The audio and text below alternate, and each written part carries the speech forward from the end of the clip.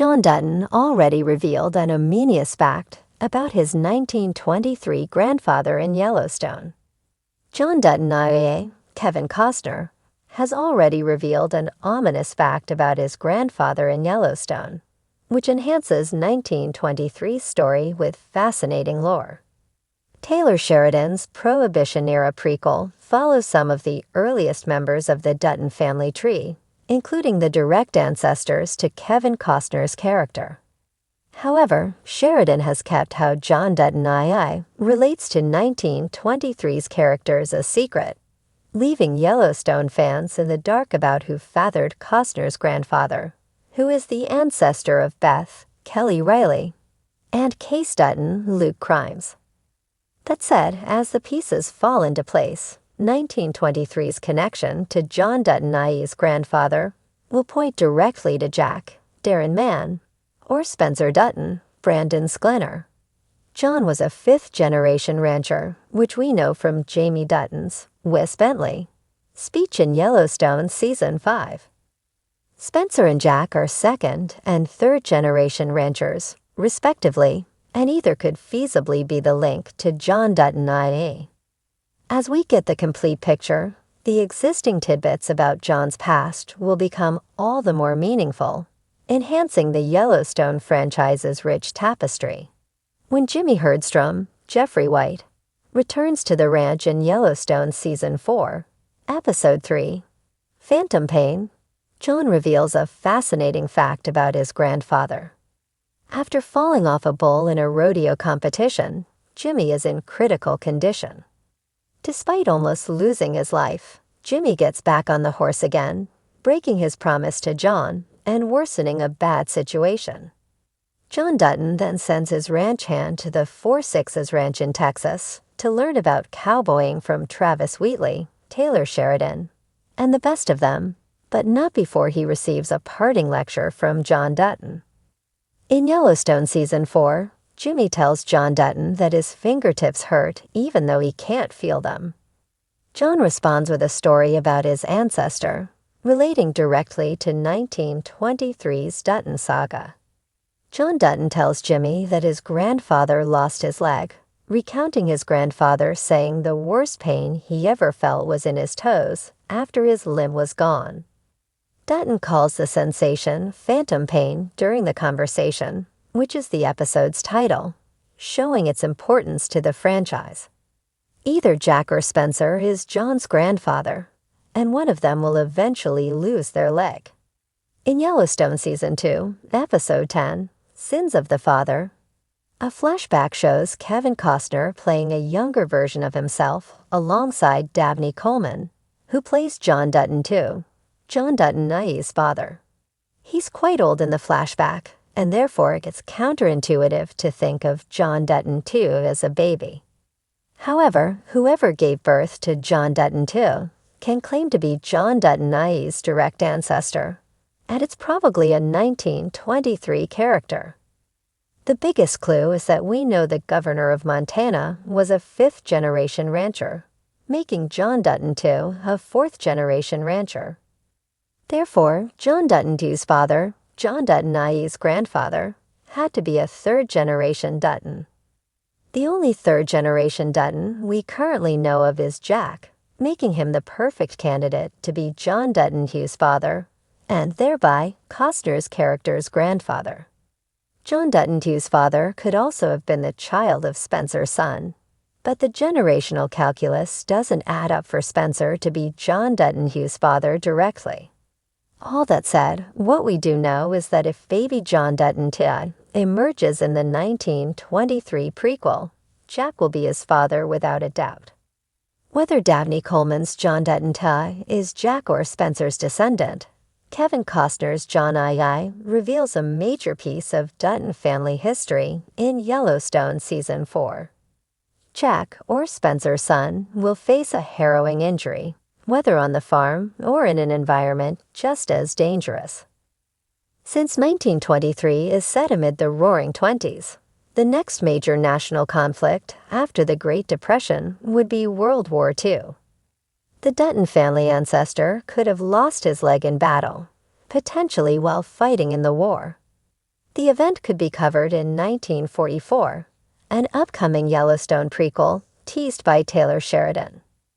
If Jack is John Dutton II's father and John Dutton IE's grandfather, that means Elizabeth Strafford's, Michelle Ranulph husband, eventually loses his leg. Jack would presumably be in his mid-40s in the 1940s, making him about the right age to get drafted to fight in the war. Therefore, while John Dutton IE's phantom pain tidbit from Yellowstone Season 4 is a clue into a 1923 character's future, it could also secretly set up 1944 and the World War II era struggles the Dutton family faces after conquering the Prohibition era and the early onset of the Great Depression in Montana. John Dutton had always been a man of few words, preferring the silent language of the land over idle chatter. But when it came to his family's past, even fewer words were spoken. The Dutton legacy, stretching back over a century, had been built on blood, sweat, and the kind of sacrifice that turned men into ghosts long before their time. But there was one detail, an ominous fact about his grandfather, the man who had lived through the events of 1923, that John had once let slip in a rare moment of reflection. Sitting on the porch of the Yellowstone ranch, staring out over the land that had been both a blessing and a curse to his family, John sipped his whiskey and spoke in a tone that carried the weight of generations. My grandfather knew what it meant to lose everything before he even had the chance to hold on to it. Beth had been there that evening, watching her father closely. She had heard stories, whispers of the past that only surfaced when the burden of the present grew too heavy to carry alone. But this was different. This wasn't just a story, it was a warning. He survived 1923. John continued, the amber liquid swirling in his glass. But surviving doesn't mean winning. It doesn't mean you come out whole. Beth leaned forward. What happened to him, Dad? John exhaled slowly, his eyes fixed on a point far beyond the horizon. They say a man can only take so many ghosts before he starts walking among them while he's still alive. It was a cryptic response, but Beth knew better than to push too hard. If her father was telling this story at all, it was because he needed to. In 1923, John's grandfather, Spencer Dutton, had returned from war, his body intact but his soul fractured. The Great War had taken much from him, but what he hadn't realized was that it had left him with something too, an understanding of death that would follow him back to Montana. While his brother, Jacob, and sister-in-law, Kara, had fought to keep the ranch standing, Spencer had fought battles both on foreign soil and in his own mind. He had seen things no man should see, had done things no man should do. And yet, the war had only been the beginning. The moment he stepped foot on Dutton land again, he realized that the real battle was far from over. The Yellowstone was under siege from men who saw the Duttons as nothing more than an obstacle to be removed. Wealthy businessmen, land barons, and corrupt officials saw the ranch as prime real estate, and they had every intention of taking it. Spencer, trained in the art of survival, knew one truth above all else. If they wanted to take the land, they would have to take it over his dead body. It wasn't a fight that could be won with honor. It was a fight that required something darker, something that Spencer had hoped to leave behind on the battlefields of Europe. But war had a way of following men like him home. One by one, those who threatened the Duttons fell.